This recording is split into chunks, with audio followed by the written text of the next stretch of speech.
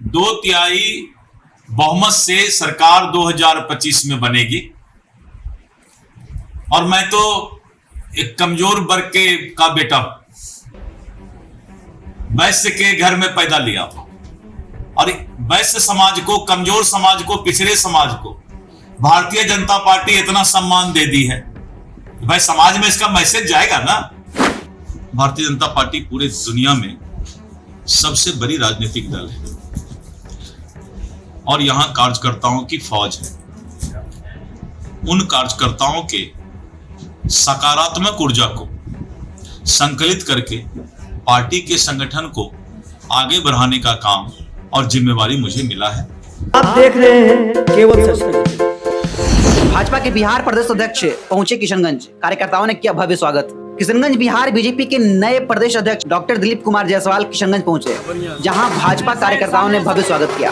कार्यकर्ताओं ने ढोल नगाड़े के साथ प्रदेश अध्यक्ष का स्वागत किया, साथ ही जेसीबी से फूल बरसाए गए।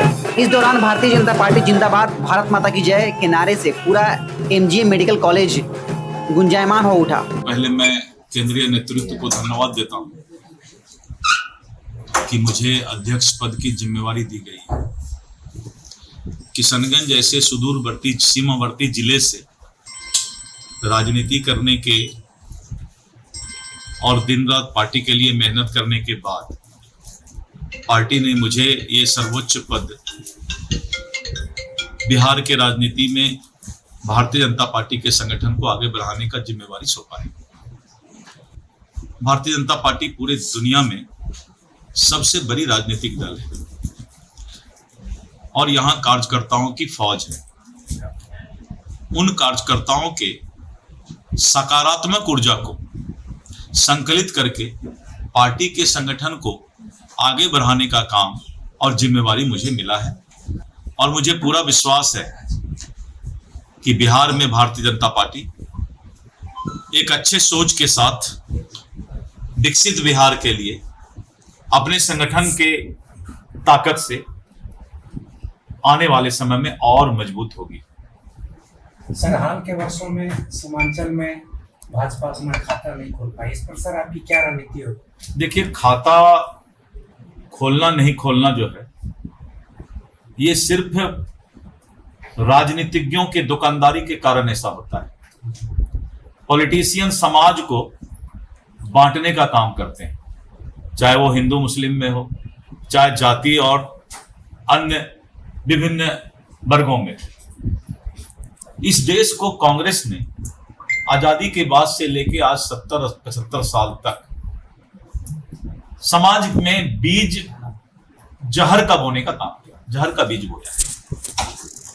और कांग्रेस को और महागठबंधन जो इंडी गठबंधन है उसको लगता है कि समाज को जब तक बांट कर नहीं रखेंगे तब तक उसकी राजनीतिक दुकानदारी नहीं चलेगी।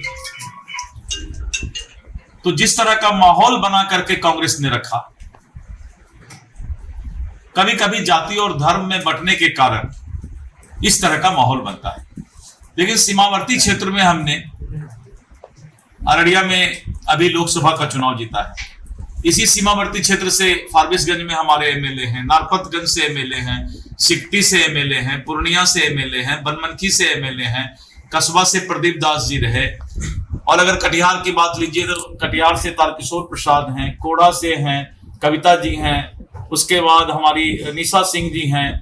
तो इस तरह करके चारों तरफ सीमांचल में, सीमावर्ती क्षेत्र में जो है भाजपा का ही झंडा फहर रहा। सर, सहयोगी दलों के साथ सामंजस्य बैठाना कितना बड़ा चुनौती होगा? देखिए, दिलीप जायसवाल का नाम ही है सामंजस्य, दिलीप जायसवाल का नाम ही है समन्वय।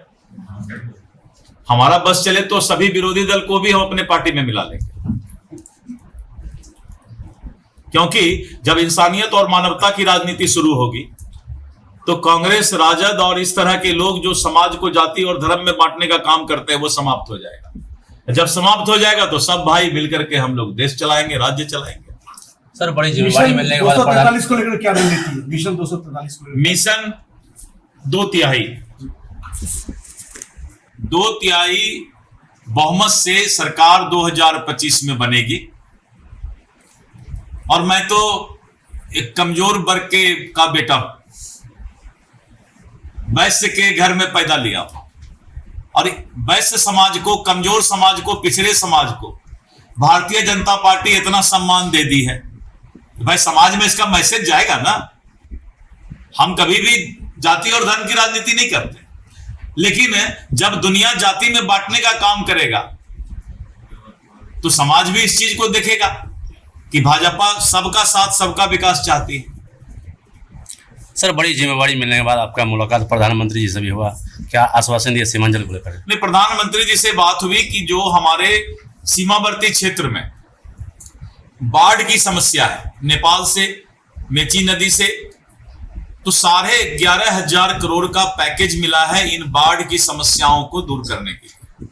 पहले इसका महानंदा बेसिन प्रोजेक्ट के नाम से जाना जाता था, लेकिन अब जो है महानंदा, मेची और जितने भी नेपाल से पानी इधर इस तरफ आता है और हजारों एकड़ जमीन का अनाज हमारा बर्बाद हो जाता है।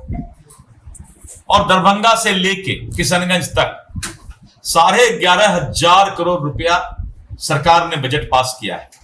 मैं अभी अगले 1-2 महीने में सर्वदलीय बैठक दरभंगा प्रमंडल, पूर्णिया प्रमंडल और किशनगंज, पूर्णिया प्रमंडल और कोसी प्रमंडल के सर्वदलीय विधायकों की और जनप्रतिनिधियों की एक बैठक बुलाऊंगा और उनको मैं पीपीटी दिखाऊंगा कि 11,500 करोड़ का जो बाढ़ से प्रभावित क्षेत्रों के लिए जो काम से केंद्र सरकार करने जा रही है उसमें आपका क्या सुझाव, और सभी लोगों से सुझाव लेकर ये प्रधानमंत्री जी ने कहा है कि बाढ़ की समस्या से वहां निजात मिलना चाहिए।